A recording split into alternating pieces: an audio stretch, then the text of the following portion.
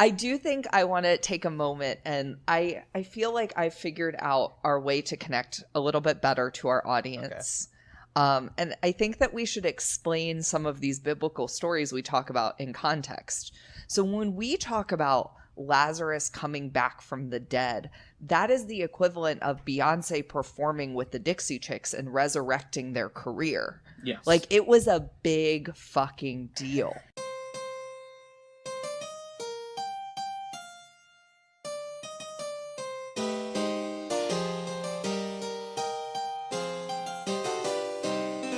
Welcome to My Brother, My Brother's Friend and Me, a podcast where two ex-evangelical siblings and an ex-Catholic non-sibling review Christian media and either praise or condemn it. This week, we're tier ranking the books of the New Testament. I'm Aaron. I'm Josh. And I'm Michael.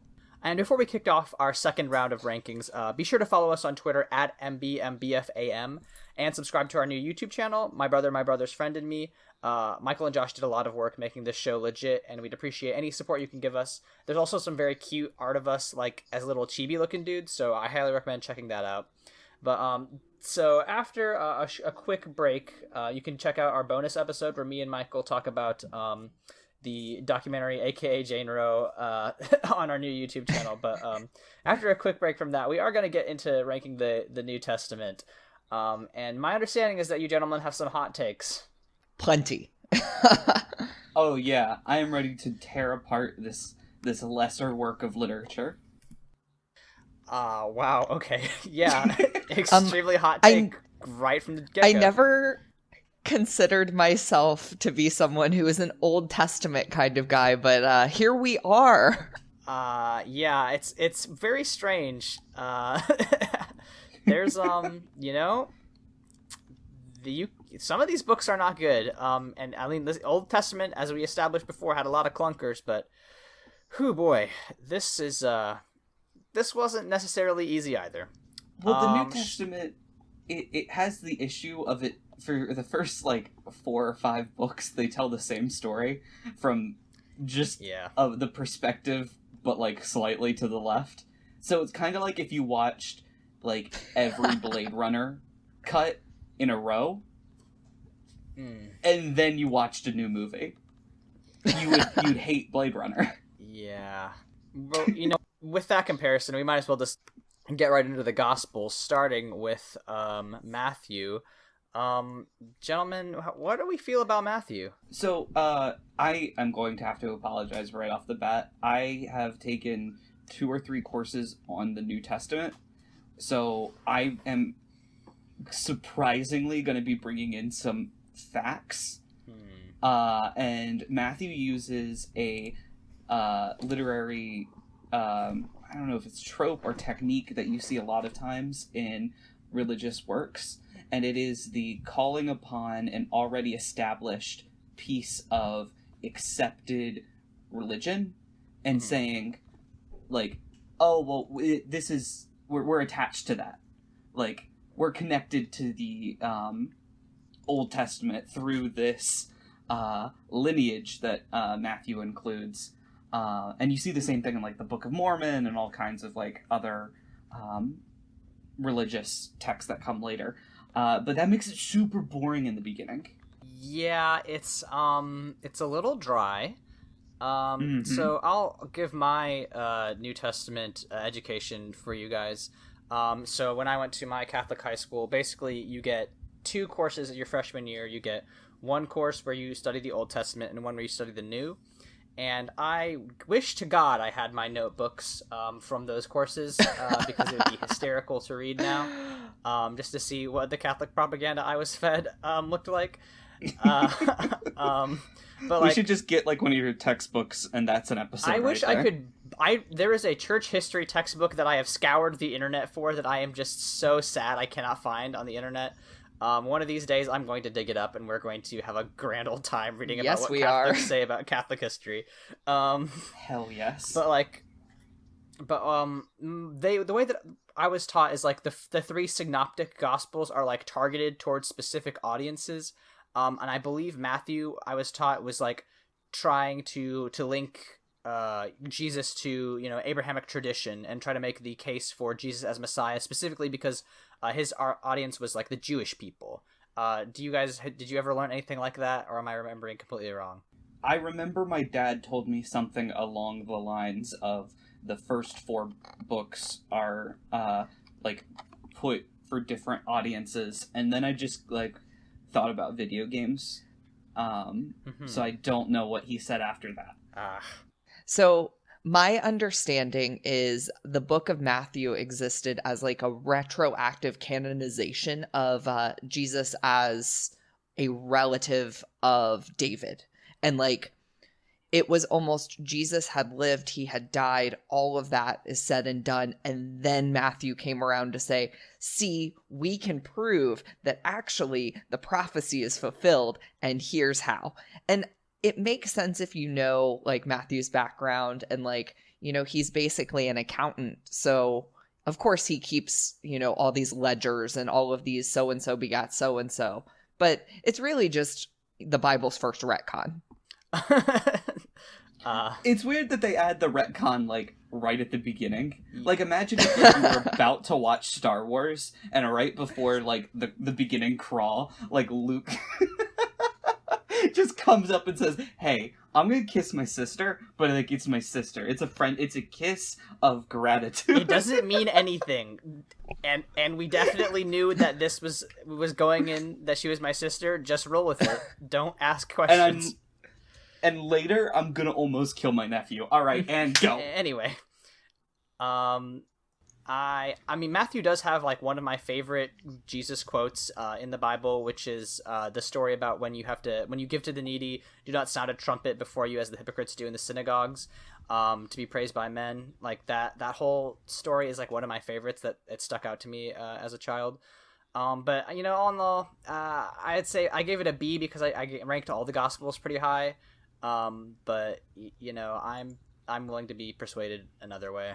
I put this one at a C, and the reason I did is because I like the King Herod juxtaposition with Moses and the Pharaoh. With, you know, King Herod killing all babies, and then Jesus having to escape. Sorry, Josh, did you call him King Harold? Is that not his name? No. It's Herod. Okay, so when King Harold... There's no L. King Harold is like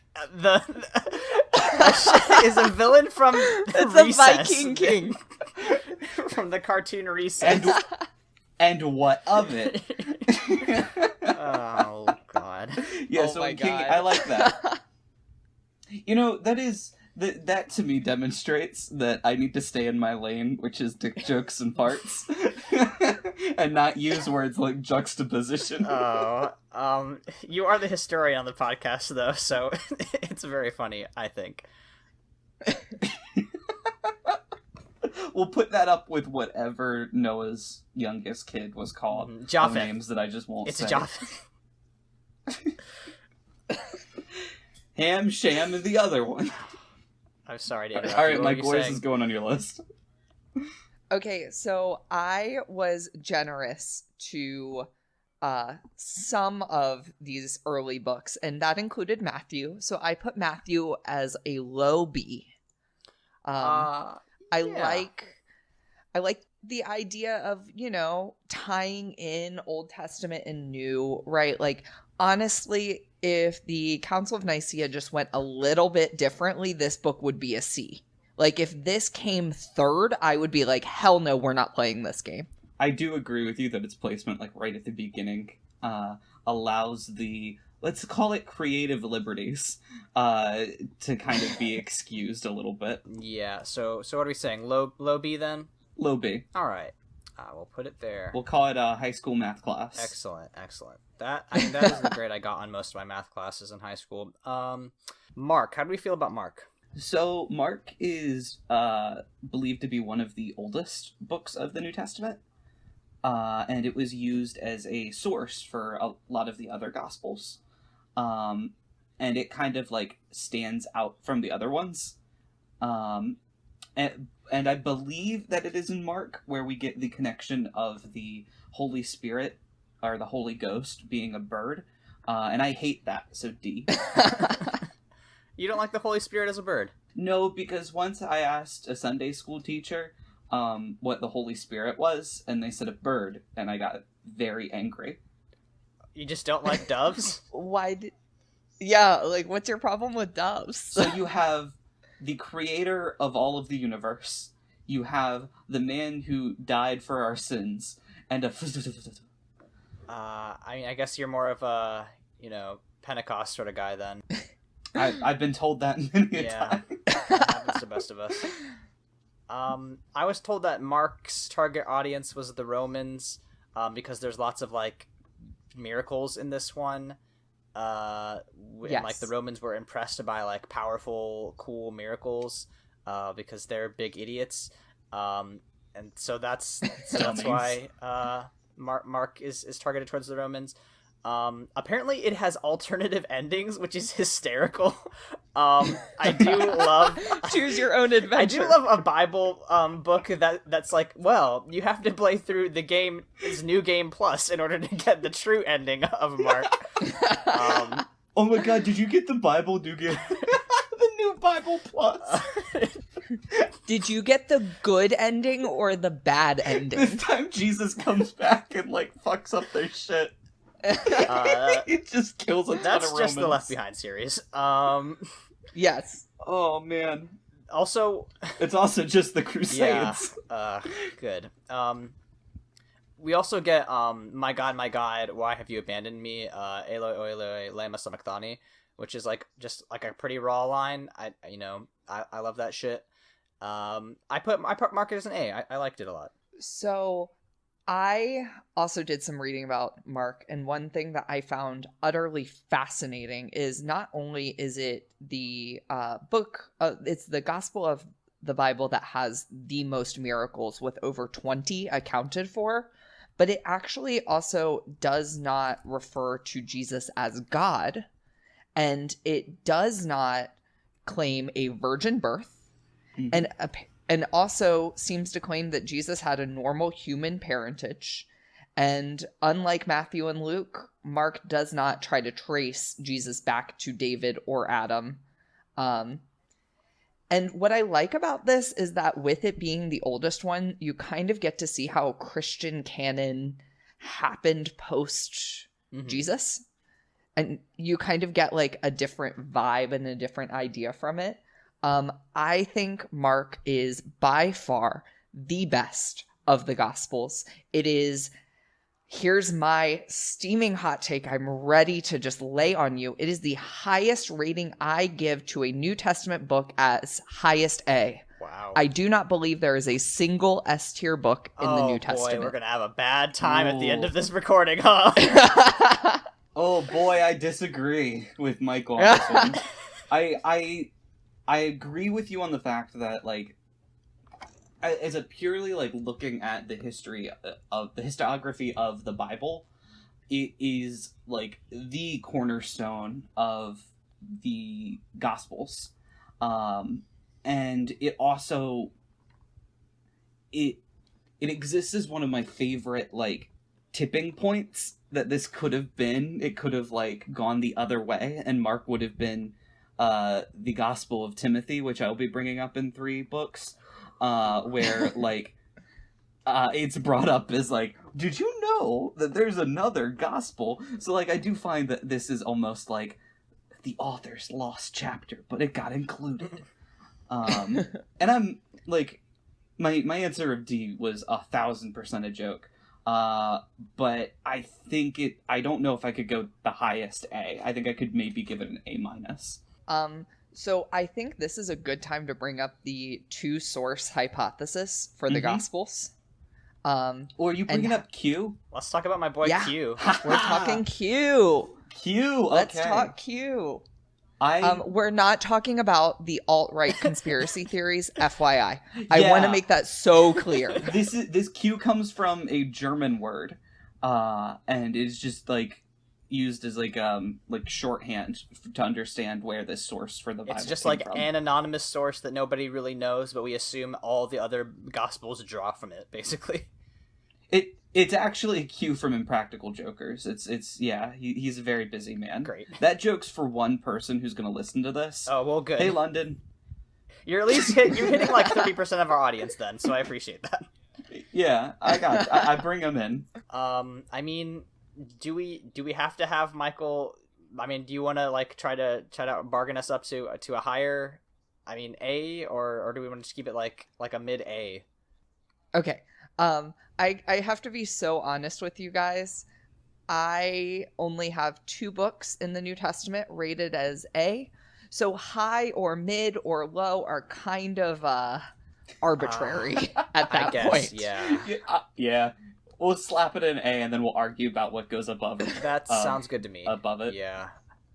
I think that's the only fair way, because I did not look fondly upon the New Testament. Yeah.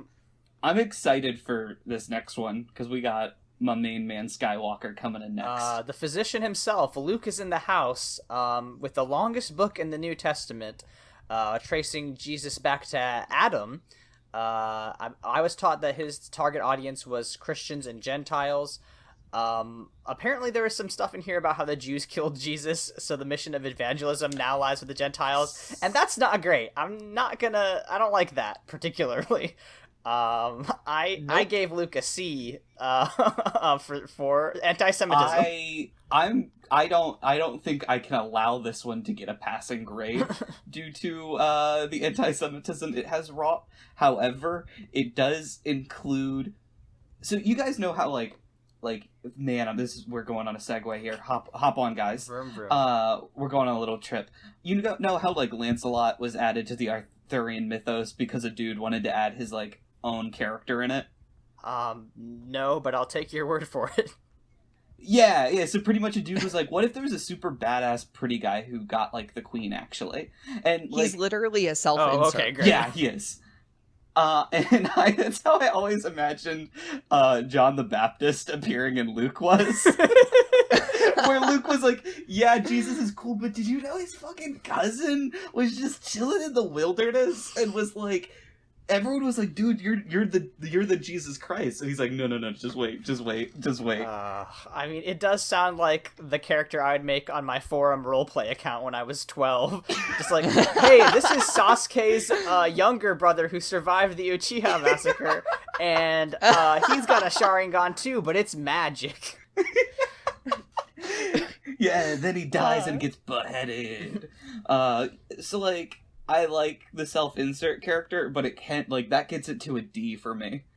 I put Luke where I did a total of 1/3 of the books of the New Testament in C. I have a lot of C's too, to be fair. Yeah. I put it on the lower end, but I am totally fine demoting it. I think that, here's my problem with so many of these is find me the books of the Bible that do not have messages of anti-Semitism, misogyny, homophobia, or pro-slavery. They're all in the Old Testament, it seems like. Yes. Unfortunately. So, yeah, I struggle to rate this one very highly, so I'm fine with bumping it down to a D. Here's my short argument of why Luke should be a D, because Luke did not make a short argument. That's fair. Yeah. I'm fine with putting Luke at like a higher D. Let's move on to John, who I liked quite a bit. I mean, John is the only non-synoptic gospel, and I think that the way that he writes is a little bit more interesting.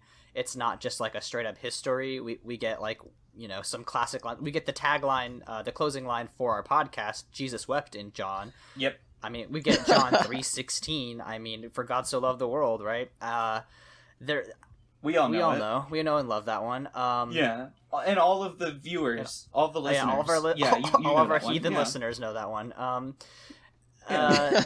There's no demon exorcisms, but we do get the wedding at Cana as well as the raising of Lazarus. That's cool. Apparently there is a more accurate description of the Pharisees in this one, making them like more debate centric and like more sympathetic to Jesus as opposed to just be like, fuck that guy. So I actually gave John my highest of the Gospels, which is like a pretty high A. But I suspect you two will not agree. Yeah. This one to me was at a B, and it's at a B mostly because it has a Jesus wept in it, and that's my favorite That's my second favorite verse of the Bible. My first one is the unicorn one. Listen to our last episode if you don't know what I'm talking about. I believe this one John did not use Mark as a source, and that's why it departs so heavily from the other ones. And now we've reached the end of Joshua Green's gospel knowledge. So I have a couple of notes about John that I want to say before revealing my ranking. So first of all, John is heavily used in Gnostic Christianity. Oh, no. Like, the Gnostics love John, and they just interpret everything he says as so much differently than mainstream. If you guys don't know, like, Gnostics are kind of like a free love branch of Christianity that came about in like the 2nd or 3rd century. And a lot of codifying the Bible actually comes from trying to prevent Gnosticism from taking over. And it's really funny to me that like this almost rebel sect of Judaism decided, hell no, we cannot let someone hijack our religion like we did someone else's. Michael, what I absolutely adore about just us in general is that the Gnostics show up in my notes in the next book. Oh god! I love that. Thing. Oh, I don't man. actually know that much about the Gnostics. I suspect I did learn during that church history class I was talking about. I just remember there was like a whole month we went through heresies, and they're like, "This is why they deserve to be crusaded," and that's where That's where they got your war horniness up. well, that's actually where I stop being. The seeds of me leaving the church happen because I keep asking my teacher, "Hey, did you it was cool. Was it cool to just like kill these people for having a different belief?" And she was like, "Yes." And I was like, "Okay, that seems wrong." And then she said, "We'll do it again, Dea's vault," and gave you a long sword. And then I was totally psyched about it.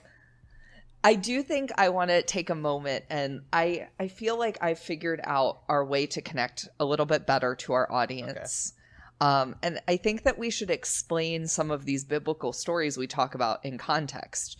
So when we talk about Lazarus coming back from the dead, that is the equivalent of Beyonce performing with the Dixie Chicks and resurrecting their career. Yes. Like, it was a big fucking deal. And it actually was like Jesus tipping his hat of, hey, I'm going to die and come back. Like, death is not forever for me. And no one around him got it, which I love. I love that Jesus is trying to like be cool and leave messages for his followers. And they're always like, wow, you're so neat. My favorite depiction of the disciples being complete idiots is when Jesus is like, one of you who is dipping his hand with me into the bowl tonight will betray me, and Judas is like right there in the middle, like with his pita, just like, I gotta go. I love that so much. I actually did put John in B. I put John in low B, but I also am very comfortable ranking that up. I feel like a B+ is a good ranking for John. I'll put it a high B. I'll put it above Matthew. Yeah, definitely above Matthew. Go. All right, and next we have the Gospel of Thomas. All right, go ahead and do your dumb thing. Let's hear about the Gospel of Thomas. Hey, Michael, will you protect me from Aaron? Because I know how heretics get him just so war Listen, horny. I recently got married, which means I'm no longer living in sin, and my my righteous fury is through the roof. I'm just so ready to kill now. Oh, God. Oh my God. So the Gospel of Thomas is the story of a young Jesus and goes through his childhood. It's super old, and somewhere around like 60 AD is when they think it was written, and it has beautiful stories that depict Jesus murdering people. Sorry. Yeah, Like on the reg. So this is you both know what is my favorite form of God in media. Scamp. When God is just a little scamp. So Jesus was playing in a river, and these kids came and like messed with him, and he was like, you know what, fuck you, I'm turning you into clay pigeons. And he turned them into clay pigeons. Wait, this is young Jesus. Baby young Jesus, Okay. yeah. That He kind of hadn't rules learned actually. his powers yet. Yeah, I love right? fucking Superman, like baby young Superman Jesus, who's just like, oh, I'm sorry for rescuing that bus full of kids, Dad. Except it's not that. It's like, I'm gonna murder some children who are fucking with me. It's just like so choice, and I love the like extra credit that this is. And it's not canon at all. However, it's S. It's 1,000% S rank because Jesus murders children in it. I agree with that. It is S rank. It's incredible. And because we are talking about this, I have to go on my rant. Christ. I have a rant ready, and I have to talk about the Gospels and how they have maligned one of history's most misunderstood figures. Just one sec, Aaron. Can you please play the Michael rant theme song? Yeah, hold on. Let me just put it in here. Everyone, Click.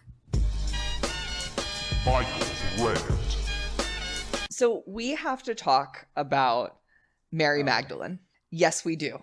And this is where I go on my anti-Catholic rant. Yes, I can have them too. God, Go get him, I can't Michael. believe Go you get guys him. are teaming Go up on get me him. again So so all early. because of one dumbass pope who was John Calvin's favorite pope. Let's just let that sit Okay, so here a bad for a pope. second. All right, we've had 100 of those. Yeah, maybe you should fix Yeah, do you know that. how many bad popes the Protestants have had? I mean, I don't know. You've 2 had a or lot 3. of bad theologies, so I'm not actually that pressed about it. So this whole conflating Mary Magdalene with a sex worker was meant to diminish her state in the church as Gnosticism was a growing sect of Christianity. Because here's the thing, Gnosticism really was against a lot of things that Christianity said. Like, they were pretty cool on women being equal. They actually believed in like a dualism between God and the world, but also there was 2 gods, the Old Testament God and the New Testament God. And it was meant to like separate the idea between a vengeful God that, sent she-bears after people and a loving God that, sent his son to die for people's sins. And so basically the Catholic Church was like, we don't like ladies participating. We like what Paul says about women and that they shouldn't talk in church. So we're just going to go ahead and call this lady a whore. And had no basis. There's never a moment in the Bible that it mentions that. And in fact, Jesus does a lot of like anti-sex work shaming. And the Catholic Church was like, you know what? I hear that. But what if we did the opposite? And it's just something that's very pervasive, and it really like sets the tone for thousands of years of Christianity being really negative towards women leadership, in spite of the fact that most of Jesus's ministry was around women. If you get away from the 12 apostles, think about everything that he was doing, right? Like, think about the woman who touched his garment, the fact that he stopped an adulterous woman from being stoned. You do have the sex worker washing his feet. You have the fact that his mother plays such a big role in his life. Like, there's this huge message of equality that just kind of gets whisked away with Paul. And then the fact that the church decided to latch onto that part is just really dumb. It's really toxic, and I hate it. Yeah, get dunked on. Yeah, I mean, listen, it might surprise... Whole of the Catholic Church.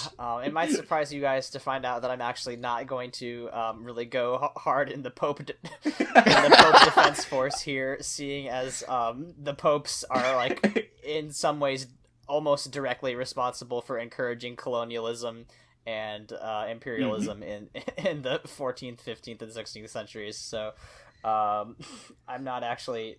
What do you mean, the one pope that was like, you know what, Portugal, Spain, I'll just split this whole land between you two. Split the baby.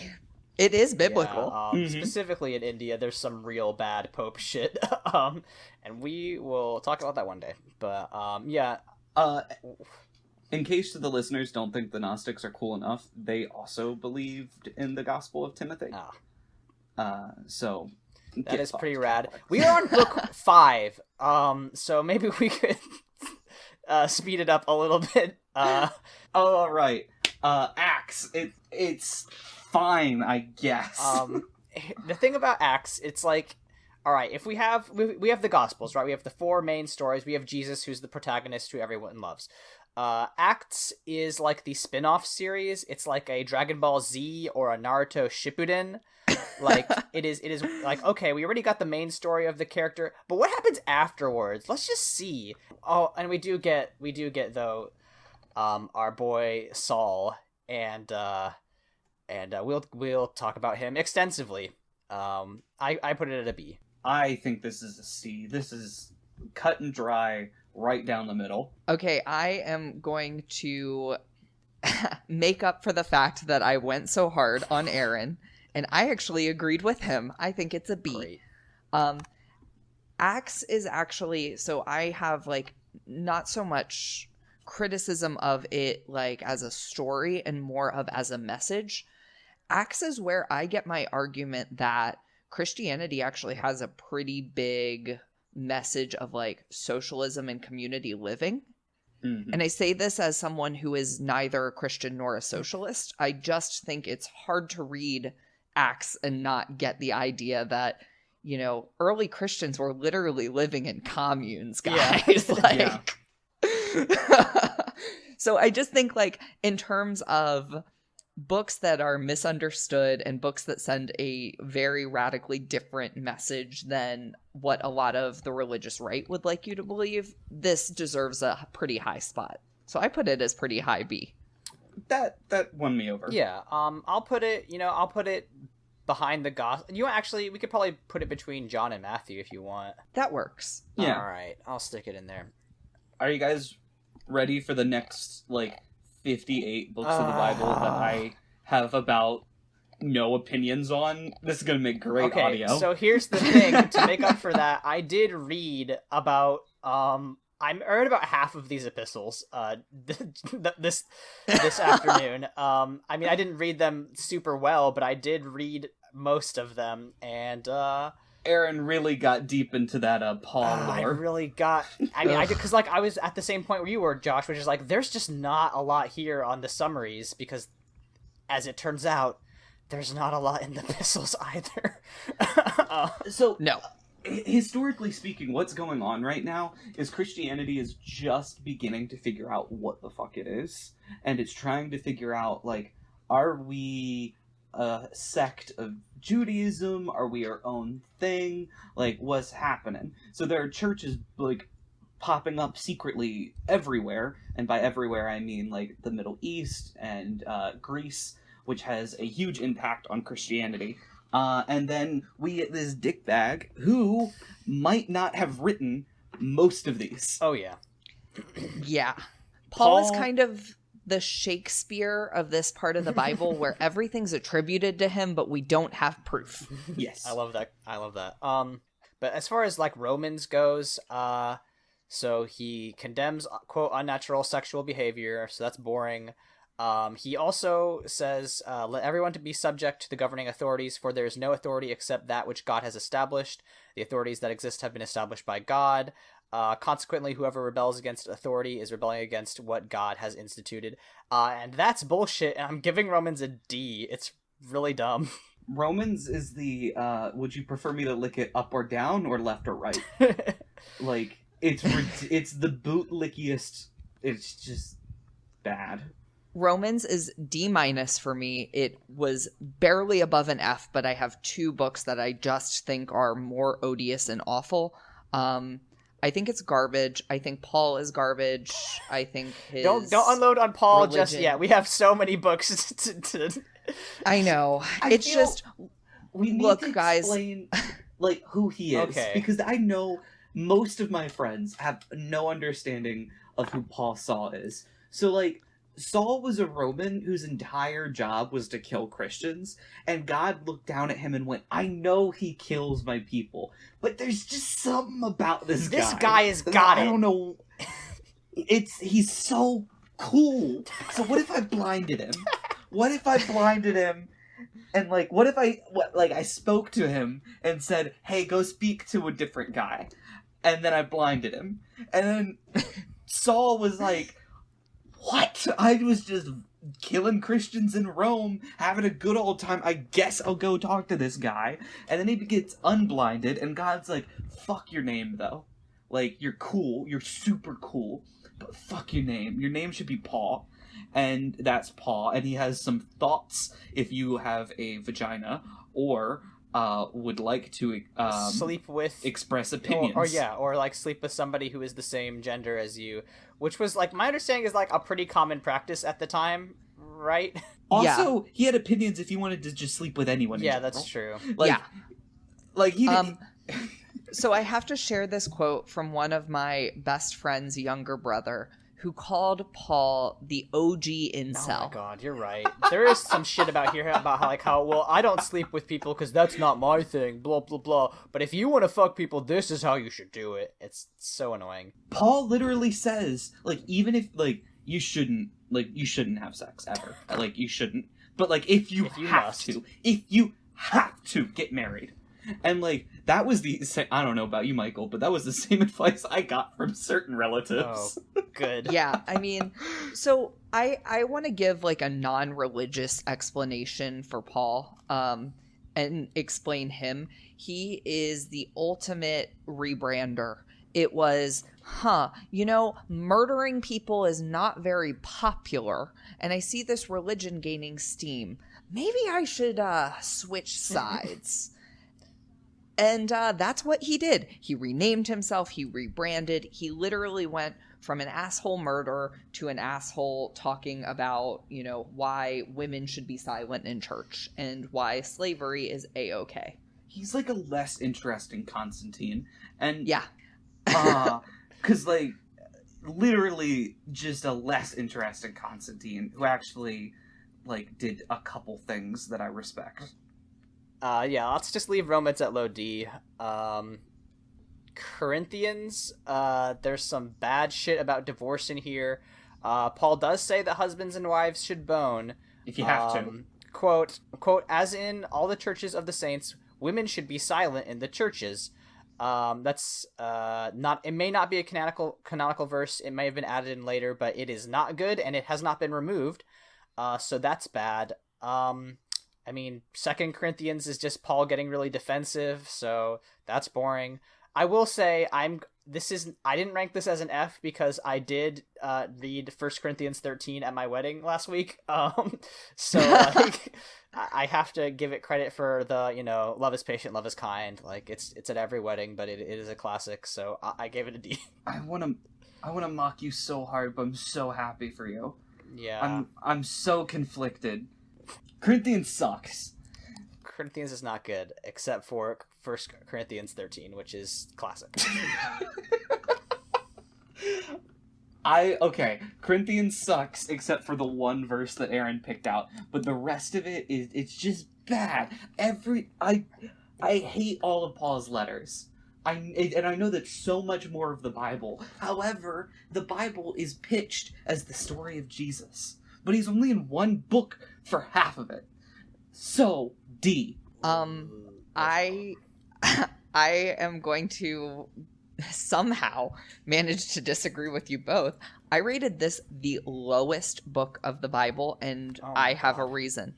This, to me, is on Leviticus level because it is home to multiple clobber verses, which are used to basically tell queer people they're going to hell forever. And that has wreaked literally hundreds of years of havoc on any queer person born into a fundamentalist Christian household. And it may have actually just been a translation error. So I don't really care if it was Paul's idea or if it was, a translation error. It is used to promote that. It actually was also used during the Civil War as one of the 2 books of the Bible or actually one of 3 books of the Bible that were meant to promote slavery and say, Paul was like, it's not so bad. You have something to work towards. You can, work towards your freedom. It's good for you. So this is an F- because not only is it anti-woman, it's also homophobic and pro-slavery. It is literally everything wrong with Christianity. Yeah, I mean, I do love 1 Corinthians 13, but it's also not. It's also completely opposed to the rest of the letters. So Yeah. I'm not. Oh, I'm not Aaron, gonna... I What? thought for a beautiful moment that you were just gonna go, but guys. No. As somebody who's learned a lot about how hundreds of years of oppression can affect folks, especially when it's systematized, yeah, I think I'm probably not going to go against Michael's experience as a queer person because I thought I found a cool verse for my wedding. I'm willing to put, let's put Corinthians in F. Let's see. Galatians is next. Paul argues that the Gentile Galatians do not need to adhere to the tenets of the Mosaic Law, particularly religious circumcision for dudes. So Jesus says it's okay to not mutilate your dick. That's a plus. Fun fact for all those listening, if you thought, wait a second, that's weird, because circumcision's still super popular in the United States, that's because of the dude who liked to make cereal. Oh, yeah. Just do that a little Kellogg's. Kellogg, Yep. yeah. Yep. Just do a little Google and have fun with that. Yeah, there's a great Sawbones episode about, is it John Harvey Kellogg, I think is his name? I think so. It's something close to Because he was that like, that'll anyway. make masturbation not fun. Yeah, just continue. Google Kellogg masturbation and you'll get there. Safe search off. Safe search on, please. There is one quote in Galatians that I thought was redeeming. It's in chapter 3, verse 28. Quote, "There's no longer Jew or Greek. There's no longer slave or free. There's no longer male and female. For all of you are one in Christ Jesus." And, you can interpret that in like a pro anti-slavery, pro, a non-binary way. So I gave it a C for that. So I did some reading about this one. Oh boy. Because I also found that quote and I was going to put it a rung higher. And so I think I should probably just be totally honest. This little stretch of the Bible, the Epistles, I apparently just do not like because I'm looking at my ratings and only 2 of them are rated higher than a C. So I clearly am not a fan. But a lot of biblical scholars actually think what Paul meant by that was something that is less radical than it sounds, and is basically saying that it doesn't matter where you're at as on earth, because once you go to heaven, like, it all will work itself out in the wash. So it actually was meant to like speak out against like being mad about being enslaved or being mad about being a woman and being considered lesser than. Oh. Yeah. Well. Josh, do you want to rain on my parade now? Yeah, so Galatians kind of highlights an interesting aspect of the issue that was just kind of forming around what was Judaism and what was Christianity and how can the two coexist. And this kind of demonstrates a like direct split where no longer were the old Jewish customs mandatory, and in my opinion, this ideology led to a initial kind of explosion, mini bump of Christianity, and this pathway of thinking gave us Christianity in general. I think that it could have just existed as this minor sect of Judaism. So I blame Galatians for Christianity. I blame Galatians for the concept, and I hope everyone will understand me here, of the bashing of quote-unquote identity politics, because that's literally what Paul is trying to do. Oh, okay. Galatians is literally like it's it's oops, all foreskin, and they just kind of let it go. Oh. Hey, Aaron, can you edit that for our thumbnail? Yeah, it'll just be the words "oops, all foreskin," and maybe it'll be edited onto a cereal box. Yeah, like the oops, all bears. Do we want to put Galatians at like a D?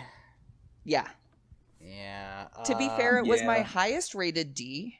Okay, I'll put it above Luke. I'm not opposed to that. Okay, let me walk you through my thought process with Ephesians. Oh. So here we go. I'll just right. read you my notes without any commentary. So I started in the second part of the letter, Ephesians 4:17 through 6:20. The author gives practical advice in how to live a holy, pure, and Christ-inspired lifestyle. And then I comment, yeah, I'm good. C. Comment, also, did y'all ever have an Armor of God playset? We'll talk about that later. Another comment. Oh, hell yeah, I did. Yeah, of course you did. Fuck yeah. And then another quote, wives are urged to submit to their husbands and husbands to love their wives as Christ loved the church. Another quote, in the period leading up to the American Civil War, Ephesians 6:5 on master-slave relationships was one of the Bible verses used by Confederate slaveholders in support of a slave-holding position. And then I comment, never mind, F. So... I'm glad that you got there, because Yep. it is my other F rated. It is so commonly cited in defense of slavery, especially here in the United States during the Civil War and like during the push for abolitionism. And it's just gross. It's As gross. someone who wrote a 15-page paper on religious views of slavery, I am tired of looking at the word Ephesians. So F. Do we want it above or below Corinthians? I put it above because it doesn't blend as many bad things all at once as Corinthians. But I'm going to argue with myself a little and say it does not even have that redeeming verse of love is patient, love is kind. So I could go either way. You know what, Aaron? I think we'll allow your verse to push Ephesians to the very bottom. Excellent. There we go. That's our wedding gift to you. I appreciate it. Philippians, let's see. Paul seems extremely horny to die. I don't have anything else besides that. I could be wrong, and this is a weird, is this, where we get even more of the, not war horniness, martyr horniness?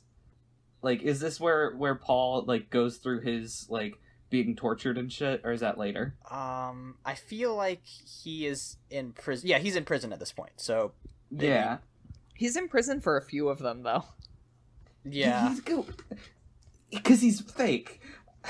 Also, yeah, because he doesn't exist. Yeah. If someone came up to me and was like, who's more likely to have existed, Jesus or Paul? I think historically, I would have to agree that Jesus is more likely. Yes. I have no opinions on Philippians. I'm so sorry. I put it in low C. It's boring, like most of these.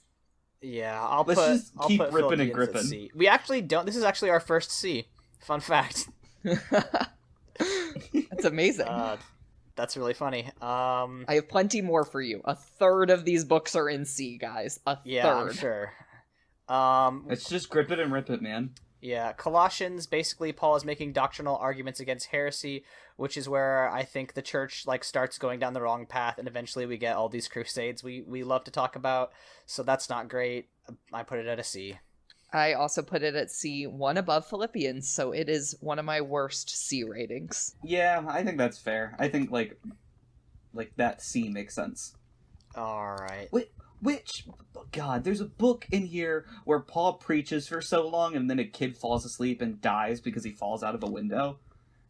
And I cannot... I'm Googling and I'm trying to find it. But, that story is so good bad. It's so good bad. It's how you know that there are different writers this season of the Bible, because here's the thing. The narrative around the Gospels, in spite of them taking place in very different times, are much tighter. Mm-hmm. Wait, is fucking Acts? Yeah, I think so. Yeah, Acts. Okay, cool. Oh, sorry. Yeah, Paul preaches so long and so boring that he kills a kid and then brings him back to life. Paul breaks my golden rule, which is you have to either be interesting or nice. I don't ask that you be both, but you cannot be uninteresting and rude and cruel. And Paul Yeah. is both uninteresting and rude and cruel. Let's see. Does Thessalonians fall into that category? I don't think so, because we get a lot of tribulation rapture shit. First Thessalonians has the beginning of rapture doctrine from 4:16 and 17. We get the verse about the voice of an archangel and the trumpet call of God. The dead in cries will rise, and then those who are still alive will be caught up in the air. Like, that's where we get the origins of rapture theory. And then Second Thessalonians has don't let anyone deceive you in any way, for that day will not come until the rebellion occurs and the man of lawlessness is revealed, the man doomed to destruction, which is like some cool tribulation shit. So I love tribulation shit, so I gave it a C. That's about it, though. I'm so sorry, Aaron, but I'm about to come for your whole career. Oh no. I love when, I don't know how else to describe it, but when the Bible gets like metal, when like, where it's like angels are killing demons. Yeah. Like, that's awesome. That's so cool. And this is the end of the world stuff that like is super boring. And it's like if Revelations was just bad. This is D. This is bad Revelations. I mean, yeah, there's not like, it's not that interesting, but I think it hints at important stuff, which is why I rated it higher. It just like, to me, it's like what's a good book series? It's like if V.E. Schwab was writing like Revelations, and it was really good, and then like Paul was like, but let me take a crack at one of those chapters though. But like, let me get this stew going, and he just made it bad. So I rated it as C because I like the the whole idea, but here's the thing, guys. These two were written around the same time, but by different people. And there is no fucking way they were written by the same person. And in fact, there is like a whole literary study going back to like the 1700s that agrees with me. Hey man, all things are possible. All things are possible y'all, through Christ. real quick to jump off of Michael's point, who were you told that these letters and like the books of the New Testament were written by? Because I was told like that Matthew and Mark and Luke and John were written by like the apostles. Yep. Yeah. Okay, yeah. good. So you guys also got great. We also got lied to. Yeah, we also got lied to. Yeah, we were all lied to because that's horseshit. So the way that my New Testament teacher taught it was like, oh, well, you know how like old veterans who remember like their war stories, even though they're like 90 years old, it's sort of like that because they had good memories of things that happened a long time ago. And I was like, okay, sure. And why though? Why did they have to lie? Right? I don't think it takes away from anything if they aren't the actual apostles writing these. Well, Aaron, they're trying so hard. They're trying so hard to get to the like, well, Jesus gave us the New King James version. Like he is the New King James, and he made it, and it's perfect, and it was never translated. It was actually in this form of English when it was given to us. So there's actually a New Testament scholar that I want to quote here, Professor Ernest Best, which is the cutest, most wholesome name I've ever heard. Oh, it is a pretty cute name. Professor Ernest Best. I want to be his friend. I really hope that like he is chill. Yeah, I know. That's also the name. I only know this about him, so like I'm just gonna keep my knowledge at this. If we only possessed 2 Thessalonians, few scholars would doubt that Paul wrote it. But when 2 Thessalonians is put alongside 1 Thessalonians, then doubts appear. There is a great dissimilarity between the two. This is not only one of words, small phrases, and concepts, but extends to the total structure of the two letters, which is in addition different from what is taken to be the standard Pauline form. At the same time, the second letter is alleged to be less intimate and personal in tone than the first, and in some of its teaching. So he just like really is citing the fact that like 1st and 2nd Thessalonians, I'm usually a fan of combining the 1st, 2nds, and 3rds, but these two are just so radically different. And because dating puts them at the same time, unless Paul was literally dipping a quill and writing on one parchment and then dipping a quill and writing in another, there's no fucking way he wrote both of them. I am so tempted because part of me wants to lean into the goof and just put all of the Paul works at a C. Like everything Paul wrote, C, so we can just move on quicker. But then the other part of me wants to go, no! He didn't write any of them, and they're all written by different people, so we're...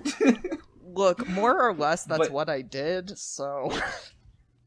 I think I'll agree with you that, like, we should separate them, but I still think both should go in D. Oh, I still think both are, like, low C, personally. Because I do think they're interesting, I just don't think that, like, they're necessary. Yeah. I think the greatest sin you can do as a Christian is to hint at something interesting.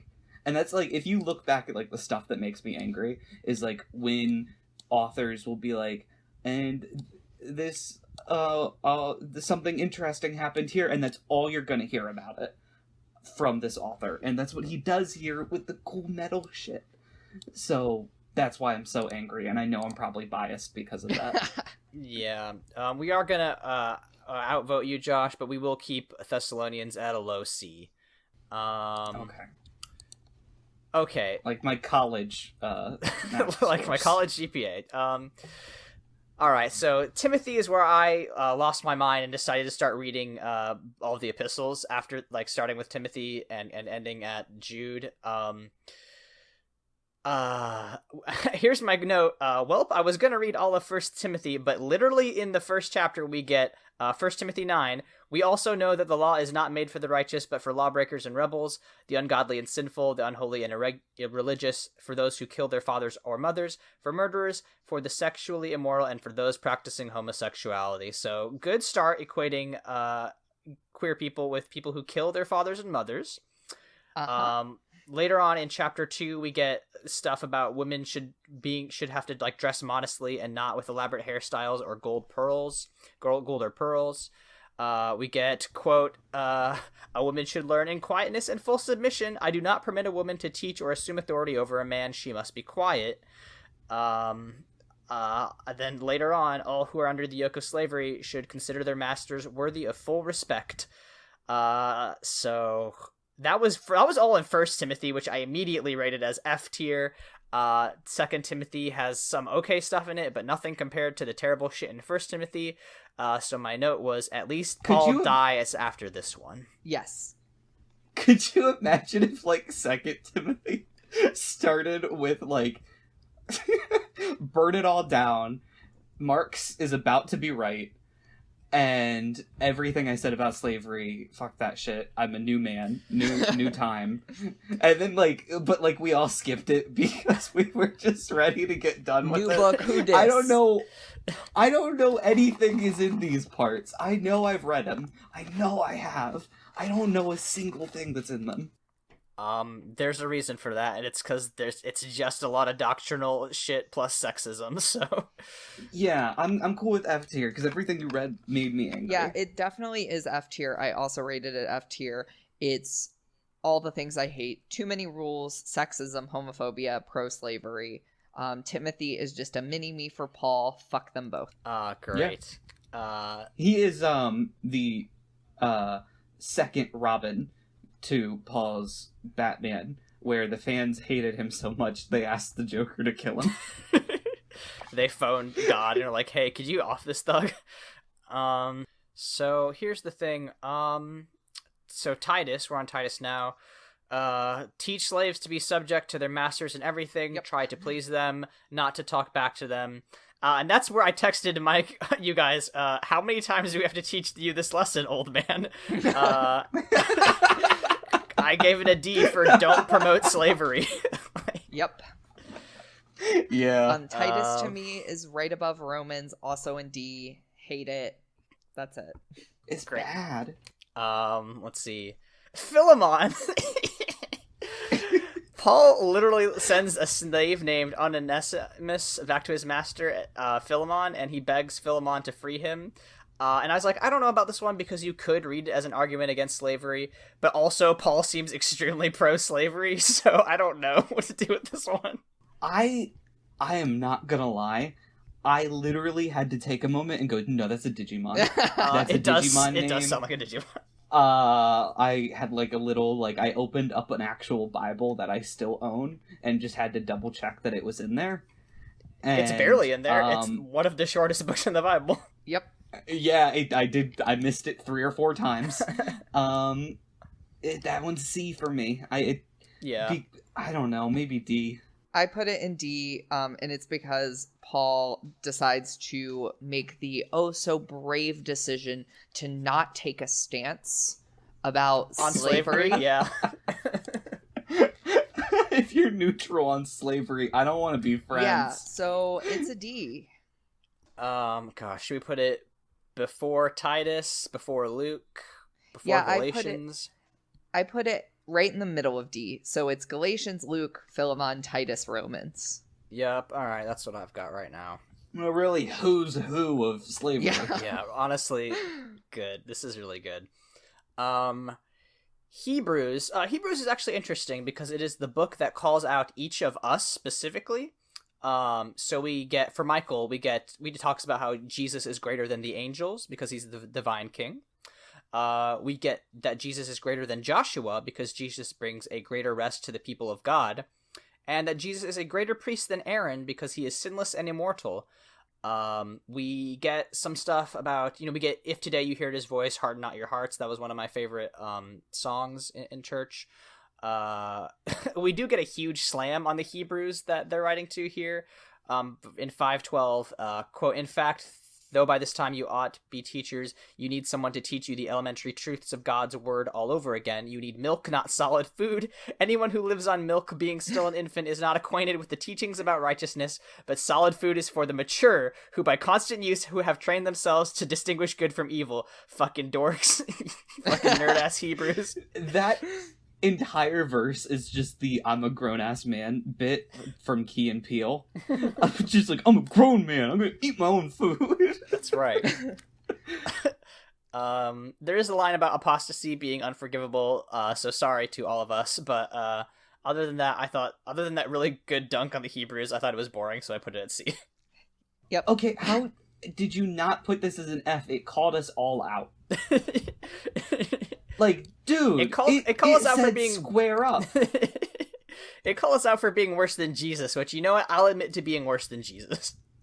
Have you murdered any children? Not that I can recall, but I'm just gonna say that's better. It's better than murdering children. I think Hebrews is boring. The fact that it calls all 3 of us out makes me want to rate it lower because I'm great. And I don't appreciate this comparison. This is a funny podcast. I'm actually hilarious. Did Jesus have a podcast? No. Look, Jesus... You know that there's some youth pastor who's like, the Sermon on the Mount was sort of like the first podcast. Oh my god, you're so right. You are 1,000% right. And he's like, you guys should listen to the Joe Rogan Experience. Don't talk about Joe Rogan or I'll have the conniption fit. I will literally turn my microphone off and walk away. Listen, I hate that dork, but the joke was right there. Yeah, Hebrews is kind of dull. I don't know. Can we put it at a D because they dunked on us? D for dunking? D for dunking is okay with me. Sure. I'll put it at a high D, though, because I don't know that it does any unforgivable stuff. Yeah, I don't want to go on, like, up to bat and say dunking on me, Joshua Green, is as bad as dunking on entire groups of people. Mm-hmm. So, high D. It's actually why I put it in C, because I'm like, nothing you do is unforgivable. You're just dull. Yeah. James, James, James. So, religion that God our Father accepts as pure and faultless is this, to look after orphans and widows in their distress. So that's cool. Let's see. And then there's a pretty big defense of faith and deeds in here. If you guys want to get into that age-old argument, but James makes a pretty good argument for like the need of faith and works. if you guys want to just talk about faith and works for a while, we can do that. But I actually liked James quite a bit. From what I read, there's a lot of like peacemakers who sow in peace reap a righteous harvest. Let's see. There is a dunk on rich people in chapter 5. Quote, "Now listen, you rich people, weep and wail because of the misery that is coming on you. Your wealth has rotted and moths have eaten your clothes. Your gold and silver are corroded. Their corrosion will testify against you and eat your flesh like fire." And it goes on and on about how rich people suck. I gave this one an A. I liked it a lot. I also like this one, and I like it for a completely different reason. Uh-oh. I don't know how interested you were ever, Aaron, in the 12 disciples, but me and my dad will play a game of how many of the 12 disciples can we remember, and it's about 6 because like no one remembers the second Judas, and James, I believe it is James, is Jesus's favorite disciple. And he like had like a specific like love for James that like was noted in the Bible, but James also in this book mentions that favoritism is forbidden between brothers of Christ. I did read that part. Yeah, that's really funny. Which is so choice. It's so good because I imagine because like James had siblings that were also disciples. So like if I was following Jesus and Jesus went, "Fuck, Michael's so cool and just so fun to be around," I would also write a book called Michael, where Michael was like, "Yeah, but favoritism, bad." Why does that feel like it's probably exactly what would happen? I think it is just what happened. Peter was like, "What do I have? How many ears do I have to cut off for you to like me more than my brother?" And Jesus was like, "I don't know, man. He's cooler. I don't know what to tell you." I have to admit something brave here. Uh-oh.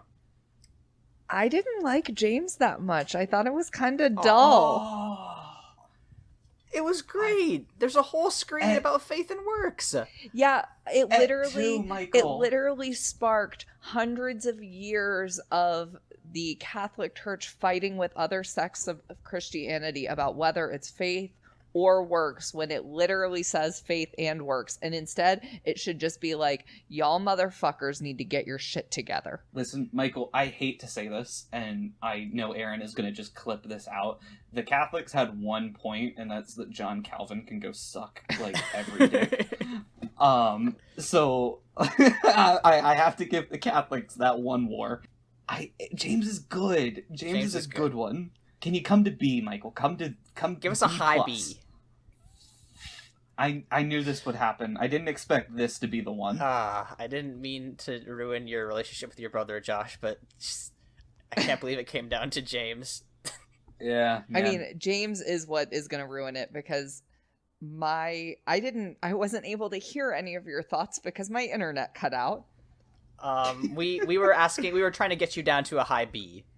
I mean, I guess. I just think it's dull. I think it's kind of boring. I think James is, I just think, like, being a little clearer with and, not or, and not or would have really, like, cleared up quite a bit of infighting in Christianity, and I don't know, maybe saved hundreds of thousands of lives.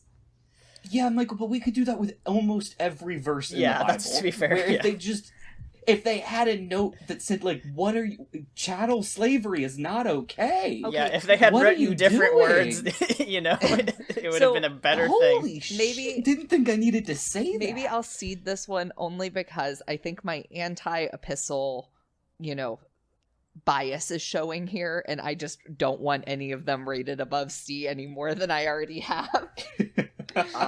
So it'll be fine. It'll go into B. I'd argue lower B, but I'll put it above Acts but behind John. How about that? I still think Acts is better, but fine. I will not concede that Acts is better. Michael, which is a better story? Paul murdering a little child, or Jesus' favoritism showing up like 5 books later. I am gonna say, And we never found out what he said.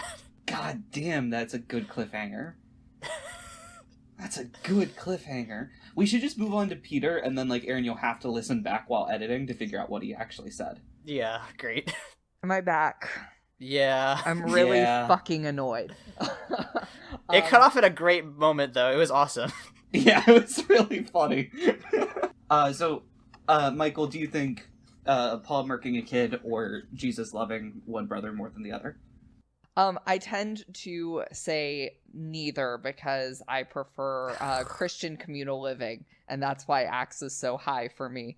But if I'm in the minority here, I will just let it go. I don't feel strongly enough about James to make this my hill to die on. Okay.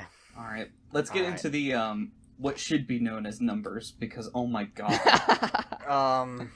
Peter was pretty boring. Yep. We got in First Peter, a wife submit yourself to your husband's line, and no cool jewelry, so that sucked. And in Second Peter, let's see. Hey, I'm so sorry. I just realized that it was John that Jesus. I was loved gonna the say, most. yeah, it wasn't James, was it? But you know what's really great? James is John's brother. Yeah. So that's even better. That's even better. Got That his fucking brother left out. literally, that he was so upset that he wasn't the favorite, that he said favoritism's wrong. So I stand by that being an awesome verse. That's very good. Alright, yeah, Peter.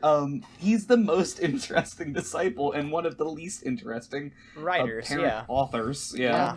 So I mean, explains for someone who was to found Catholicism. it's actually very, very, very, very doubtful that Peter wrote this, because at the time a fisherman would probably not be literate. Yeah, no. I think we can almost go out and say that none of the disciples wrote any of the things that they were supposed to. Almost certainly not. Yeah, I think Mark is the only one that's even like in conversations, like among biblical scholars.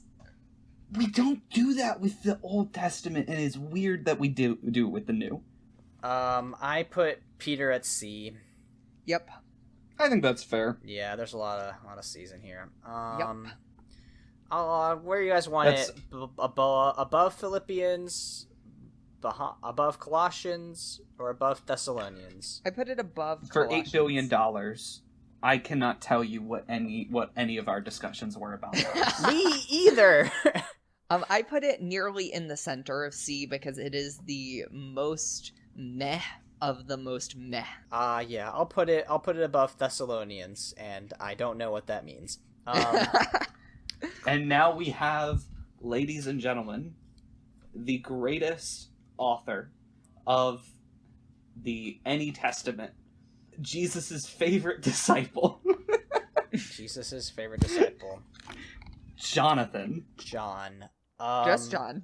I'll tell you what my notes are. Quote, okay, so like the writing is prettier, but it's still basically a bunch of sin shit. In 2, we get a direct reference to an Antichrist. Why is 3rd John here? D, I'm bored.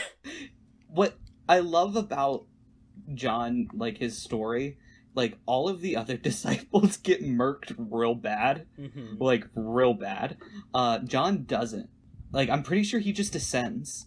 He's the only one who lives, who dies a natural death, is what I was taught, yeah. Oh, yeah. But Jesus was like, even after Jesus left, he was like, I love that dude. I'm gonna look out for I this dog. really love that dude. Yeah. I'm gonna give him a tight acid trip and let him die peacefully. Yeah, you know what? He's gonna see the end of the world. That's fun.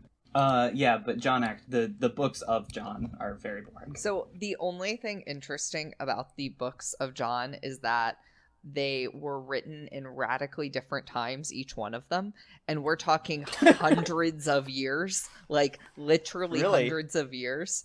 Yeah, No way. Oh, Christianity. I think I can't remember which one. There are too many, and 2nd and 3rd are too similar to each other. But I believe it is Yes. 2nd John that actually like goes on a rant against a lot of Gnostic tenets. And like I mentioned earlier, Gnosticism didn't happen until 200 or 300. So we're talking literally hundreds of years later. Oops. So I found that interesting, but that's about it.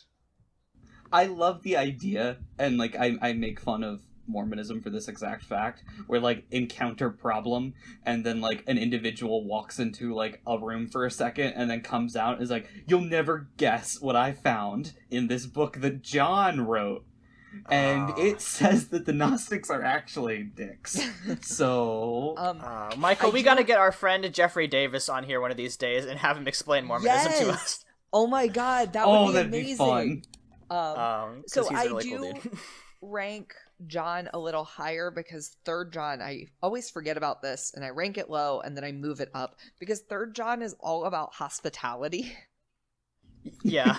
And it's kind of cute and wholesome, even though it is the shortest book in the entire Bible, which doesn't that speak volumes about Christianity? Yeah. Doesn't it kind of feel like that's like where the Greek influence finally came in? Where they're like, most of our myths have to do with like someone being mean to a guest, and that's bad. And that finally trickled in. It I like is that reading. Also the message of the movie Mother. Nope, we're not talking about Aronofsky. I'm gonna cut this part out. Yeah, Michael, we have a rule. You have to connect it to Christianity, and you did a good job, so Aaron has to keep it in. I hate this. Do we want to put John, like, where, like, C tier then? Yeah. ID? I think middle C. Okay, I'll put him above Peter, definitely above. Yes. Yeah, Okay. like Jesus would. Like Jesus would. Jude, I mean, it's really short. There's some apocalypse imagery, but there's not enough there. I just stuck it in C. I'm with you, because I'm excited for this next one. So, oh my god. I have a couple of things about Jude, because it's actually, I think the content of the book, absolutely a C. I ranked it a C. I think like the history and the literary concepts behind it are way more fascinating than anything in it. All right, Aaron, play the Michael did some research. Dang it, I have to do another one. Fuck. What does it sound like? All right, now let's... Here, wait, let me... Michael did some research. So Jude is remarkably similar to 2nd Peter, which is really fascinating. However, it is also remarkably similar to a book cut from the Bible, the Book of Enoch. Yeah. And it heavily references it, quotes it directly, and cites Enoch's prophecy that the Lord would come with many thousands of saints, paraphrases an incident in the text that has been lost about Satan and the archangel Michael quarreling over the body of Moses. I mean, these are some pretty cool backgrounds. That's fucking metal. That is kind of tight. That's some... Yeah, that's like Led Zeppelin cover art. Like, I dig that. Like, Jude is just fascinating because I don't understand how it was left in when 2nd Peter kind of gives the boring parts of it already, and then the interesting parts were cut out of the Old Testament. I just find it very fascinating. Well, Michael, they were so busy arguing about works and... or that like some dude was able to sneak in his like hey Enoch, really real fun... quick while they're fighting, get in here, bro. It's like a Trojan horse.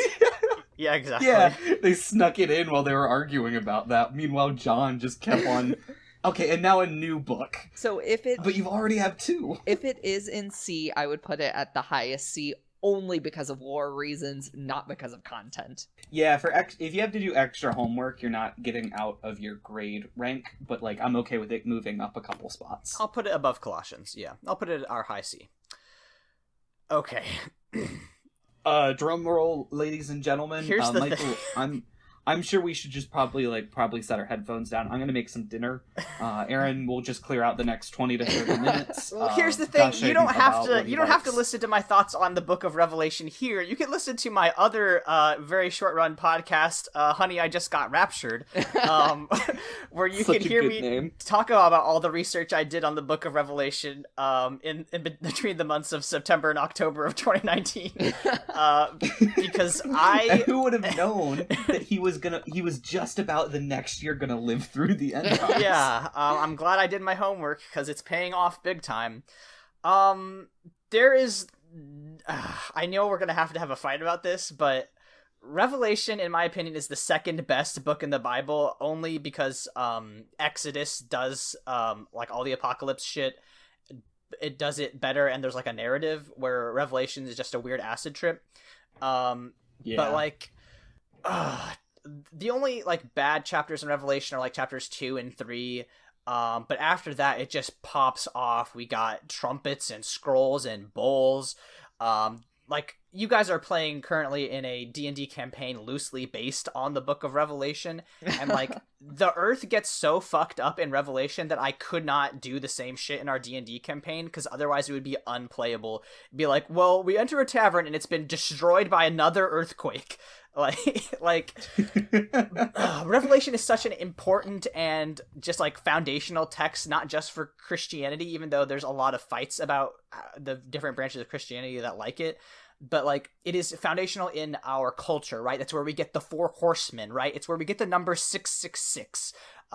It is incredibly significant in the modern culture. It's got so many dope monsters. We get a 7-headed dragon. We get fire-breathing lion cavalry. We get armored evil battle locusts.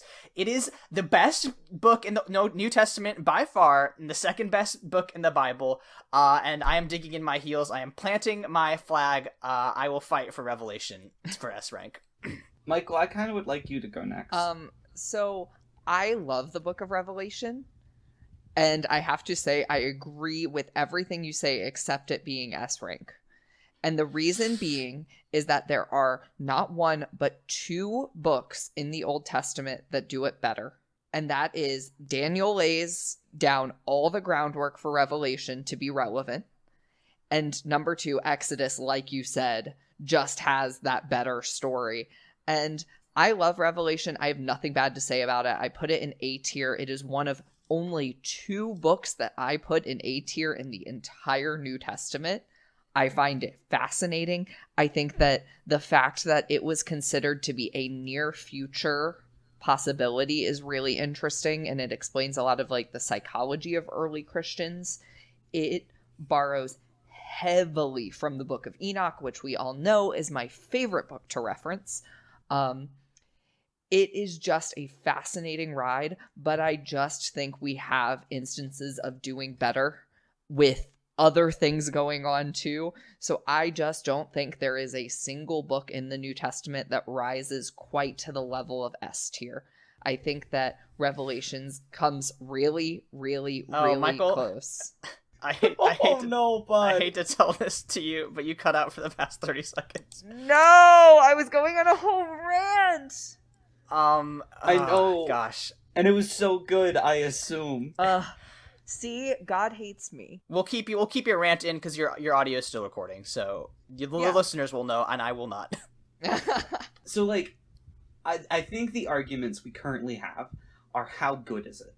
Because like it's not, it's going to be ARS, like that I think we can all agree on. Absolutely. Right? Yeah.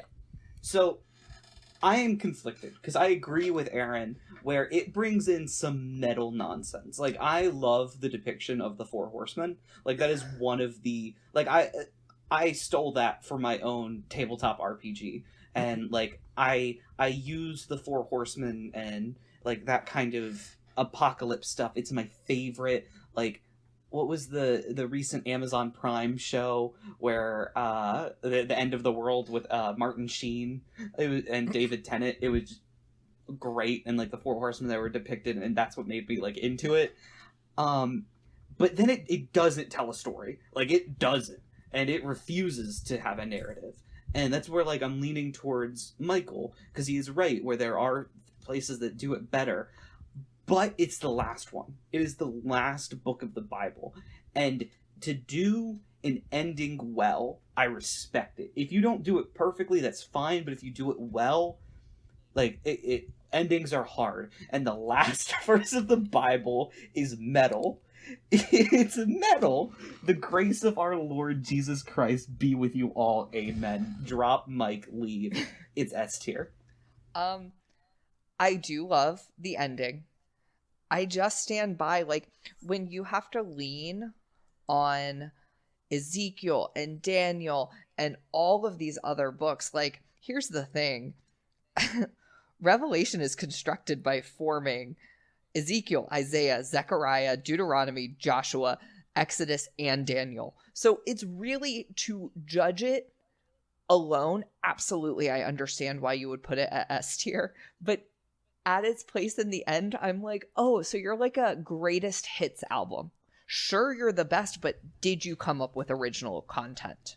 I would argue that doesn't matter. I think that plenty of stories use elements from previous works and other things that combine them and remix them to make them into a new narrative. And I'd also argue that the fact that it's not a narrative doesn't matter, because it is meant to be a prophecy. It's supposed to be like, hey, this is what is going to happen. And I mean, I'll acknowledge that makes it weaker than Ezekiel and and Exodus, but I would still say it's S tier. Michael, you've previously talked about how in like you judge in our other episode, you judge a work by how relevant it is, like if it permeates the culture. And no book of the Bible except for maybe the Gospels has permeated the culture as much as Revelation, right? I mean, the Four Horsemen are everywhere, right? From X-Men to like metal bands, right? I mean the two genders. That's right. I mean the number 666, which we should talk about the way that people do math in the Bible for weird reasons. That's wild. But like that's where this comes from, right? The book of Revelation, the whole concept of the end times, I mean, it does draw from these other narratives, right? But it was all synthesized into the perfect end time story, right? To say like, hey, in the end, this is how it goes down, and it's gonna go so bad and so wrong, and like that is how, you know, that is why we have to put it all in this one book. So here's the thing, Michael. The reason why I think it is S tier is I am first of all, I don't think it is quite, and we're doing this, I don't think it's fair to rank it with the rest of the Bible. We're ranking it with just the New Testament. And it's so much better than anything else in the New Testament. Like, it is the best of the New Testament. I absolutely agree with that, because I was doing a more holistic ranking when I was ranking. Yeah. And I was considering Old Testament too, and I don't think it holds up as much to the Old Testament. So it's really an argument not about how good is Revelation, but how we rank these. Mm-hmm. Yeah, this is a semantics argument. So in that case, I'm fine with bumping it up to S, because of the New Testament, it is the best book of... God, I had like four other points, too. And one of them mentioned the Whore of Babylon. And I was going to make the joke that that's what they called me in middle school. Let's be real. That's what they called me. I have some fun facts. All right, play the anthem again. Michael did some research. Oh my God, Michael! You're gonna have so much work for Aaron. And he already has to edit out that Aronofsky joke, and that's a callback, which means you have to keep it in. God damn it! So this book really has caused a lot of splits in Christianity. So maybe that's why I have kept it at an A myself, because we all have seen how I feel about the books that just purposefully seem to set out to cause strife. And so the most Greek Orthodox churches do not consider it as something to read. They keep it in the Bible, but they're basically like, they fucked up and we're not reading this in church. And not only that, but during the Protestant Reformation, everyone just kind of shat on it. So Martin Luther called it neither apostolic or prophetic. Zwingli, which is my favorite of the Protestant people just because of his name, labeled it not a book in the Bible.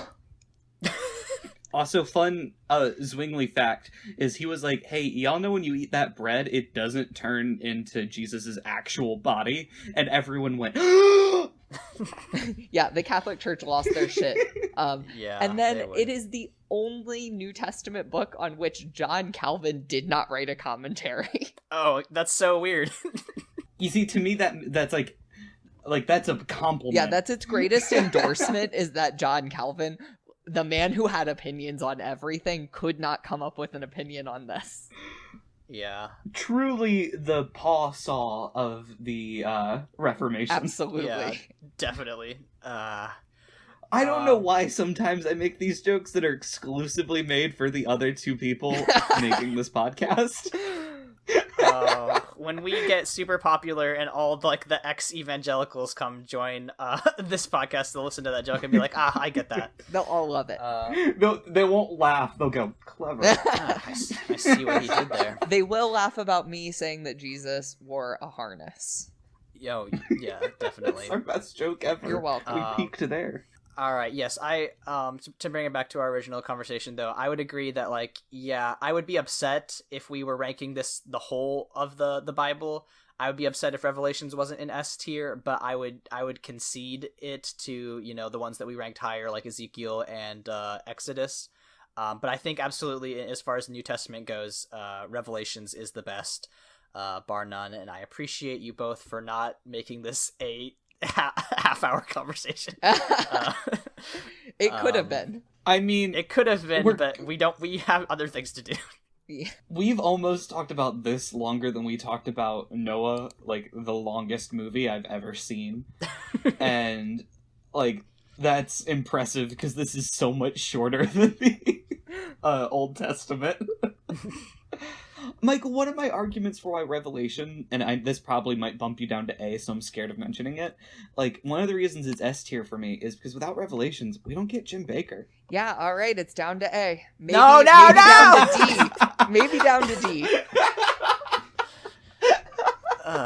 Listen, Revelations has spawned some bad people, but that can be said of all the books in the Bible, so... Aaron, I don't think any other book of the Bible has made anyone as beautifully terrible as Jim Baker. Listen, yeah, but you gotta be looking out for that sort of thing. Listen, if you want to see an example of terrible people coming out of the book of Revelations, just look into the Left Behind series. Not this week. I mean, this upcoming week, but at some point we will watch the Nick Cage version of Left Behind, and I think it'll be fucking tight. All right, guys. So where are we ranking the the New Testament? I'm gonna show you my screen to give you our. Oh no, I mean because like we rank movies, so like I rate this one. I'm gonna go with the second Judas. That's like where it is on my tier list. It's the second Judas. And because you hear it and you go, oh, I know what that is. And then you look into it and you're like, no, I don't. No, I don't. Oh. Holy cow. I didn't know you were here. Oh, no. Why didn't you speak up more? Yeah, second Judas. I'm Googling the Stations of the Cross like I normally do. I'm going to rank it 3 out of 5 Marys because it repeats names a lot. It does a lot wrong. But, you know, when it does do something well, it does it really well. Those moments are just very rare. I prefer the Old Testament. I think it's more interesting. I think the stories tend to be something that, like, you can carry through even as Christianity, even as, like, your relationship with the faith might not be continued on. Yeah, I gave it the second station, which is Jesus takes up his cross, because it is just such a foundational and important beginning to, like, the last 2,000 years of history. So. And just because we forgot last time, any case people are wondering, I rank the Old Testament as Peter because it's metal and super flawed. So next week, it is my turn after my long exile in the God's Not Dead corner. Your wilderness. The wilderness of God's Not Dead. And what I wanted to do next week is, you guys will remember how I told you that I used to, with my parents, act out, like, the crucifixion, right? Yes. Oh my god. So I actually found the movie that inspired me to do that, and it is available for free on YouTube. It is called The Easter Story Keepers. I'm just so happy it's not Passion of the Christ. No, my parents aren't bad people. The Easter Story I saw that in elementary school. I was gonna say. I watched that movie the year it came out. I'm going to read you the summary. Ben the baker, along with his wife Helena, and their adopted children must work together to save their Christian friends from Nero and his Roman soldiers. It's 70 minutes. It's a breeze, but also it fucking rules, if I remember correctly. The YouTube video I found has a lot of ads on it, so we'll see if I have to find another way to get that to you guys. But it is, I think it's gonna be a really fun rewatch, and I am looking forward to it. You guys will like it, I promise. I'm so excited. Okay. Gentlemen, where can people find you on the internet? I'm at Green History on Twitter. I'm at Michael's Diamonds on Twitter. You can find me at AaronSXL on Twitter. You can subscribe to the show on YouTube at My Brother's Friend, and Me. All right, you two. Well, while you guys look into the Easter Story Keepers, don't forget that it is okay to cry, because even as we learned in the Gospel of John, Jesus wept. We'll see you next week.